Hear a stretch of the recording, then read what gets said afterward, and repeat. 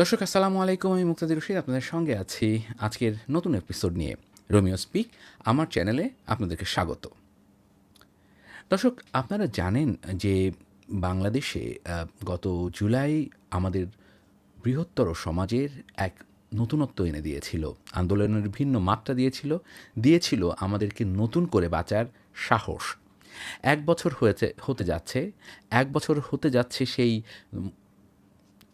হতে যাচ্ছে সেই মুহূর্তগুলোর, কিন্তু প্রাপ্তি এবং অপ্রাপ্তির যে সংঘাত তা কিন্তু এখনও বিরাজমান। অর্থাৎ বৈষম্যের বাংলাদেশ গড়ার যে প্রত্যয় ছিল তা মূলত করতে কেউই সক্ষম হয়নি, না পেরেছে রাজনৈতিক দল, না পেরেছে এই সরকার।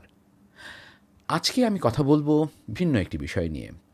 21শে জুলাই আমার কাছে খুবই গুরুত্বপূর্ণ দিন ছিল, কারণ 21শে জুলাই তৎকালীন পুলিশ প্রধান চৌধুরী আবদুল্লাহ আল মামুন সর্বশেষ প্রেস কনফারেন্স করেছিলেন। সেই প্রেস কনফারেন্সে আমি তাকে প্রশ্ন করেছিলাম মৃত্যুর সংখ্যা নিয়ে, কারণ সরকার তখন পর্যন্ত মৃত্যুর সংখ্যা নিয়ে নয় করছিল। কতজন মারা গিয়েছে বাংলাদেশে তার পরিসংখ্যান তৎকালীন সরকার তখন পর্যন্ত প্রকাশ করেনি। এবং তারপরে আমি যেখানে আমি কাজ করি বাংলা আউটলুক, সেখানে একটি নিউজ করেছিলাম যে সরকার তার তথ্য দিচ্ছে না এবং কতজন মৃত্যুবরণ করেছেন বা শহীদ হয়েছেন তার কোনো পরিসংখ্যান সরকারিভাবে জানা যায়নি। বিভিন্ন মাধ্যম থেকে আমরা খবর পাচ্ছিলাম ঠিকই, কিন্তু সরকার সেই তথ্যগুলো সরানোর জন্য বা সেই তথ্যগুলোকে কিছুটা লুকোছাপা করার জন্য বিভিন্ন কৌশল অবলম্বন করেছিল তৎকালীন আইজি বা পুলিশ প্রধানের নেতৃত্বে। তার সংখ্যা নিয়ে প্রশ্ন করার পরে আমার কাছে যেটা মনে হয়েছিল, আমি একটা অপরাধ করে ফেলেছি। শুধু সেইটাই না, খুবই ইন্টারেস্টিং হয়েছিল, প্রেস কনফারেন্সের পরে অনেকেই আমাকে জিজ্ঞেস করেছিলেন যে কেন আমি এই ধরনের প্রশ্ন করতে গেলাম। আপনি বলুন তো, কী একটা ব্যবস্থা যে মৃত্যু হয়েছে পুলিশের হাতে, যুবলীগ বা ছাত্রলীগ বা আওয়ামী লীগের হাতে কতজন মারা গেছে তার পরিসংখ্যানটা পর্যন্ত তখন দিতে চায়নি তৎকালীন সরকার। শুধু সেখানে কনফারেন্সে আমার প্রশ্নর পরে আইজিপি, বিশেষত আইজিপির সহ অন্য যারা ছিলেন সেখানে খুবই প্রভাবশালী কর্মকর্তা প্রলয় কুমার জোয়ারদার, পুলিশ সদর দপ্তরে তখন তার নিয়োগ ছিল, এবং তিনি কিভাবে এই সারা দেশে কতজন মারা গেছে তার পরিসংখ্যান সংগ্রহ করা যায় সে পরামর্শ দিয়েছিলেন তার সহকর্মীদের কাছে, এবং পুলিশ সে কাজও শুরু করেছিল। আমার প্রশ্ন করার পরে অনেকেই তো আমাকে অ্যাভয়েড করা শুরু করলেনই। সবচেয়ে যে বিষয়টা আমাকে তখন পীড়া দিয়েছিল, যে আমি যে প্রেস কনফারেন্সে প্রশ্ন করেছি তার জন্য প্রেস কনফারেন্স শেষে আমাকে অনেকে ভর্ৎসনাতে কেবল করেনি, আমাকে বলেছিল যে আপনার এই প্রশ্ন করা উচিত হয়নি। আমি আজকে সেই প্রশ্নগুলো কি হয়েছিল, কেমন হয়েছিল তার একটা আনকাট আপনাদের সামনে উপস্থাপন করার চেষ্টা করব, এবং আপনাদেরকে বলে রাখি, শেখ হাসিনার পালিত মিডিয়া সেদিন এসব প্রশ্নের কি উত্তর, কি হয়েছে, কোনো কিছুই কিন্তু প্রকাশ করেনি। শান্তিপূর্ণ অবস্থা ফিরিয়ে আসবে এবং এই যারা দেশের মধ্যে বিশৃঙ্খল পরিস্থিতি সৃষ্টি করতে চেয়েছে, এই দেশকে যারা পিছিয়ে দিতে চায়, এই দেশের মধ্যে ধ্বংসাত্মক কার্যকলাপ করে এদেশের মানুষকে যারা আবারও একটি ব্যর্থ রাষ্ট্র হিসাবে পরিণত করতে চায়, তাদের বিরুদ্ধে জনগণকে, এই দেশবাসীকে সজাগ থাকার জন্য বিনীত আহ্বান জানিয়ে, এবং তাদের যারা এই বিশৃঙ্খল সৃষ্টিকারী যারা আছে তাদের বিরুদ্ধে আমাদেরকে তথ্য দিয়ে সহায়তা করার জন্য আহ্বান জানিয়ে, তাদের পরিচয় গোপন রাখার শর্তে এবং তাদেরকে প্রত্যেকে উপযুক্ত পুরস্কারে পুরস্কৃত করার আশ্বাস দিয়ে আমি আমার বক্তব্য শেষ করছি। জয় বাংলা, জয় বঙ্গবন্ধু, বাংলাদেশ চিরজীবী হোক। মাননীয় আইজিপি, আমরা এখন পর্যন্ত বাংলাদেশে কতজন গত 4 দিনে মারা গেছে সেই তথ্যটা জানতে চাই। এর ভিতরে পুলিশের গুলিতে কতজন মারা গিয়েছে সেটা জানতে চাই, এবং আপনার কাছে জানতে চাই যে আপনার কি যুবলীগ, ছাত্রলীগ বা অন্যান্য ছাত্র সংগঠনগুলোকে দিয়ে সাধারণ ছাত্রছাত্রীদের উপরে গুলি করার অনুমতি দিয়েছিলেন কিনা। আমরা দেখতে পেয়েছি পুলিশের সাথে দাঁড়িয়ে যুবলীগ, ছাত্রলীগ এবং এমপিরা দাঁড়িয়ে গুলি চালিয়েছে ছাত্রদের উপরে। এটা কি আপনার আইন কভার করে কিনা এবং আপনি কি দিয়েছেন কিনা? বিষয় পুলিশ করে নাই, আপনারা দেখেন, আমাদের কাছে প্রমাণ আছে মাননীয় আইজিপি, প্রমাণ থাকলে আপনারা দেখেন, সেই ব্যবস্থা নেওয়া হবে। আমরা সেই নামগুলো বলতে চাই। আপনারা যে ব্যবস্থা আমরা যারা করেছে, যে যে কাজ করেছে তার বিরুদ্ধে আমরা ব্যবস্থা নিচ্ছি। বিটিভি কে ভেঙেছে আপনারা দেখেছেন, আপনার মেট্রো রেল কে ভেঙেছে আপনারা দেখেছেন, পুলিশের স্থাপনা কে ভেঙেছে দেখেছেন, পুলিশকে পিটিয়ে মেরে ফেলেছে কে করেছে দেখেছেন। কতজন মারা গিয়েছে মাননীয় জিপি কতজন মারা গিয়েছে? কারণ যাত্রাবাড়ির মতো জায়গায় দীর্ঘ সময় ধরে আইন শৃঙ্খলা রক্ষাকারী বাহিনীর সাথে আমরা দেখলাম যে যারা ওখানে আপনারা জানেন যে আমরা রক্তপাতেরই শান্তিপূর্ণ উপায়ে ন্যূনতম বল প্রয়োগ করে আমরা সবসময় চেয়েছি যে দেশের মধ্যে আইন শৃঙ্খলা পরিস্থিতি ফিরিয়ে আনতে, এবং মধ্যে আমরা আন্দোলনকারীদের হামলা শিকার হয়েছি, পুলিশের হামলারও শিকার হয়েছি, এবং যে মেহেদি মারা গিয়েছে ঢাকা টাইমসে আপনারা সে একটা স্পষ্ট কথা বলি, পুলিশের গুলিতে মারা যে গিয়েছে। পুলিশ কখনোই সাংবাদিককে প্রতিপক্ষ মনে করে না। আমরা সবসময় মনে করি এটা বিশ্বাস সাংবাদিক, করতে হবে। আমাদের সাংবাদিকবৃন্দ, সম্মানিত সাংবাদিকবৃন্দের কাছ থেকে আমরা আমাদের মূল্যবান তথ্য পেয়ে থাকি, এবং এই তথ্য আমাদেরকে দায়িত্ব পালনে অনেক সহযোগিতা করে। সম্মানিত সাংবাদিকবৃন্দ কখনই আমাদের প্রতিপক্ষ না। আমরা সবসময় আপনাদেরকে সহায়ক শক্তি হিসেবে মনে করি, এবং আপনারা আমাদেরকে সহায়তা করেন, অতীত করেছেন, এখনো করছেন, ভবিষ্যতে করবেন, এবং আপনাদের সাথে আমাদের যে সৌহার্দ্যপূর্ণ সম্পর্ক রয়েছে এটাকে একটা ভিন্ন খাতে প্রবাহিত করার জন্য একটি মহল ষড়যন্ত্র করছে বলে আমি দৃঢ়ভাবে বিশ্বাস করি। ধন্যবাদ সবাইকে। জয়েন্ট কমিশনার মেহেদি নিজে বোম মারছেন।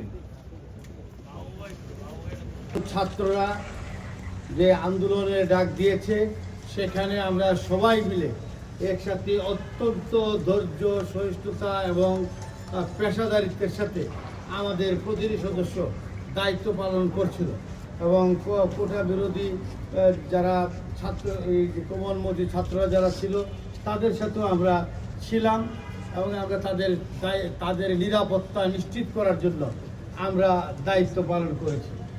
এক পর্যায়ে দেখা গেছে যে এই কোটা বিরোধী আন্দোলনের সাথে যারা জড়িত তাদেরকে ঢাল হিসাবে ব্যবহার করে এক শ্রেণীর উচ্ছৃঙ্খল দুষ্কৃতিকারী এই দেশ ইতিমধ্যে আপনারা জানেন যে আমরা একটি অনেক মেগা প্রকল্প নিয়ে মধ্যমায়ের দেশে পরিণত হয়েছি। সেই দেশকে পিছনে ফেলে দেওয়ার জন্য একটি চক্র বিভিন্ন রকম ষড়যন্ত্রে লিপ্ত হয়েছে।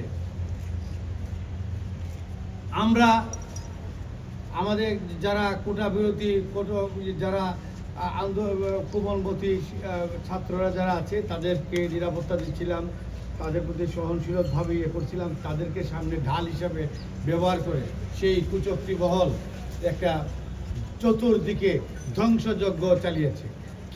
কি অপরাধ করেছিল আমাদের রামপুরা টিভি সেন্টার কি করেছে? টিভি সেন্টার আমাদের দেশের রাষ্ট্রীয় সম্পদ, এখানে ঢুকে আগুন লাগানোর কোনো প্রয়োজন ছিল কিনা এটা জাতি বিবেচনা করবে। সড়ক ভবন, মেট্রো রেল, সেতু ভবন, বিআরটিএ, টোল প্লাজা, থানা, ফাঁড়ি, যারা আমরা দেশের মানুষের নিরাপত্তার জন্য আমরা সার্বক্ষণিকভাবে নিরাপত্তা দিয়ে আসছি, সেই সকল স্থাপনা ভেঙে চুরমার করে দেওয়ার জন্য তারা একটা অশুভ নীল নকশা করেছে, এবং সেই নীল নকশার মাধ্যমে তারা তাদের অসৎ উদ্দেশ্য বাস্তবায়নের উদ্দেশ্যে কাজ করে যাচ্ছে। আপনারা ইতিমধ্যে লক্ষ্য করেছেন যে আমরা পুলিশ হসপিটালে আমাদের অনেক সহকর্মীদেরকে আমরা দেখেছি, তারা গুরুতর আহত হয়ে মৃত্যুর সাথে অনেকেই পাঞ্জা লড়ছে, অনেকে তাদের দায়িত্ব তারা পালন করেছে। আমি তাদের সাথে কথা বলেছি, এখনো তাদের মনোবল অটুট আছে। তারা দেশমাতৃকার জন্য, দেশের স্বাধীনতার যে সপক্ষের শক্তি হিসাবে দেশের স্বাধীনতা ধরে রাখার জন্য এবং দেশের উন্নয়নের জন্য যে কোনো ত্যাগ স্যাগ করতে এই যারা অসুস্থ আছে তারাও কিন্তু বদ্ধপরিকর। তারা আমাকে বলেছে যে স্যার আমাদেরকে দ্রুত সুস্থ করে দেন, আমরা এই অশুভ শক্তির বিরুদ্ধে আমরা লড়াই করতে চাই। আমরা লক্ষ্য করেছি আমাদের সদস্যরা ডিউটি ছেড়ে তারা বাড়িতে যাচ্ছে, সিভিল পোশাকে যাচ্ছে, তার কাপড় চোপড় চেক করে বলে যে ওর এই পোশাক আছে, আইডি আছে, অতএব তাকে ধরে মারধর করা শুরু করেছে। ছুটি থেকে আসছে, ছুটি থেকে চাকরিতে জয়েন করবে, তার উপরে অ্যাটাক করেছে। ছুটিতে যাচ্ছে, তার উপরে অ্যাটাক করেছে। নারী সদস্যরা ডিউটিতে আছে, ডিউটি থেকে আসছে, ডিউটিতে যাচ্ছে, তাদের উপরে অ্যাটাক করেছে। আমাদের এক সদস্যের সন্তান, সে তার বাবার ড্রেসগুলো নিয়ে, বাবা আছে ডিউটিতে, এটা হয়তো বা ওয়াশ করার জন্য বা কোনো কারণে নিয়ে যাচ্ছে, সে ডিউটিতে ব্যস্ত আছে। ওকে দেখেছে শিশু সন্তান, 10-12 বছরের শিশু সন্তান, কোমলমতি সন্তান, তাকেও তারা ক্ষমা করে নাই, তাকেও তারা চরমভাবে অত্যাচার করেছে, নির্যাতন করেছে। আমরা লক্ষ্য করেছি সাংবাদিক ভাইরা, তারা তাদের পেশাগত দায়িত্ব পালনের জন্য আমাদের সাথে যারা নিয়োজিত আছেন, তাদেরকেও তারা ক্ষমা করে নাই, তাদেরকেও, তাদের প্রতিও তাদের বিদ্বেষ, আক্রোশ, তারা আক্রোশের বশবর্তী হয়ে তাদের উপরে আক্রমণ করতে ক্ষান্ত হয় নাই। এই পৈশাচিকতার উদ্দেশ্য কি? দুর্বৃত্তরা থানা, ফাঁড়ি, পুলিশ বক্স, পুলিশের গ্যারেজ, পুলিশ সহ আইন শৃঙ্খলা বাহিনীর যানবাহন, রাষ্ট্রীয় গণমাধ্যম পিটিভি, সেতু ভবন, মেট্রো রেল স্টেশন, দুর্যোগ ব্যবস্থাপনা ও ত্রাণ ভবন, যেখানে এখন এই বন্যাজনিত কারণে তারা সমগ্র দেশের দুর্যোগপূর্ণ এলাকায় ত্রাণ সরবরাহের বিষয়গুলো মনিটর করছিল, সেখানে তারা আক্রমণ করে। আমি একটি কথা খুব বিশ্বাস করি, সেটা হচ্ছে বাংলাদেশে গত 15 বছরে, অর্থাৎ শেখ হাসিনার শাসন আমলে, শেখ হাসিনা যে ফ্যাসিস্ট হয়ে উঠেছিলেন, তার অন্যতম প্রধান ক্রীড়ানক ছিল বাংলাদেশের গণমাধ্যম। তাকে ফুলিয়ে ফাঁপিয়ে মসনদে রেখে সুযোগ করে নিয়েছিল বাংলাদেশের এই সংবাদপত্র, এই টেলিভিশন, এই অন্যান্য গণমাধ্যম। খুব কম পত্রপত্রিকার সে বিদ্রোহ করতে পেরেছিল, বা যারা বিদ্রোহ করতে গিয়েছে তারা হয়তো নিঃস্ব হয়ে গিয়েছে। খুবই দুর্ভাগ্যজনক হলেও সত্য, আগামী দিনগুলোতে সরকারের প্রত্যেকটি জায়গায় আমরা দেখতে পাচ্ছি একইভাবে, কেবল পট পরিবর্তনে হয়তো ছাতা বাতাসের কারণে এক পাশ থেকে আরেক পাশ ধরেছে, কিন্তু সাংবাদিকতার কোনো গুণগত পরিবর্তন আমাদের কাছে চোখে পড়ছে না। এখনও প্রশ্ন করলে লেলিয়ে দেওয়া হয় ট্রল আর্মি, এখনও প্রশ্ন করলে বিপদে থাকার বা বিপদে পড়ার সম্ভাবনা থাকে।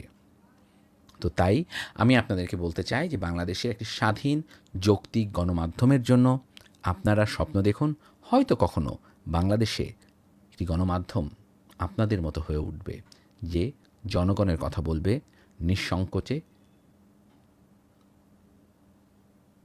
দর্শক, আজকে এই পর্যন্ত। ভালো থাকবেন, সুস্থ থাকবেন। আসসালামু আলাইকুম।